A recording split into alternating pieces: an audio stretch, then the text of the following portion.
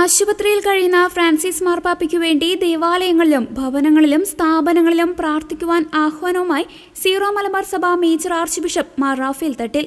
പരിശുദ്ധ പിതാവ് ഫ്രാൻസിസ് മാർപ്പാപ്പയുടെ ആരോഗ്യസ്ഥിതി ആശങ്കാജനകമാണ്. അതിനാൽ പരിശുദ്ധ പിതാവിനു വേണ്ടി പ്രത്യേകം പ്രാർത്ഥിക്കാൻ സീറോ മലബാർ സഭയിലെ എല്ലാവരോടും അഭ്യർത്ഥിക്കുകയാണെന്നും നമ്മുടെ ദേവാലയങ്ങളിലും സ്ഥാപനങ്ങളിലും വിശുദ്ധ കുർബാനയർപ്പണത്തിന്റെയും മറ്റു പ്രാർത്ഥനകളുടെയും അവസരങ്ങളിലും ഭവനങ്ങളിലെ വൈകുന്നേരമുള്ള പ്രാർത്ഥനകളിലും പരിശുദ്ധ പിതാവിനെ ആശുപത്രി വിടുന്നതുവരെ പ്രത്യേകമായി ഓർക്കേണ്ടതാണെന്നും മേജർ ആർച്ച് ബിഷപ്പ് പ്രസ്താവിച്ചു. ദൈവത്തിന്റെ സ്നേഹമാർന്ന പരിപാലനയിൽ ഫ്രാൻസിസ് മാർപ്പാപ്പയെ നമുക്ക് സമർപ്പിക്കാം.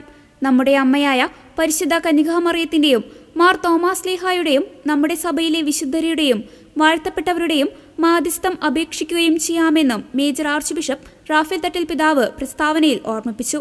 അതേസമയം ഫ്രാൻസിസ് പാപ്പയുടെ ആരോഗ്യസ്ഥിതിയിൽ പുരോഗതിയുണ്ടെന്നാണ് പുറത്തുവരുന്ന വിവരം.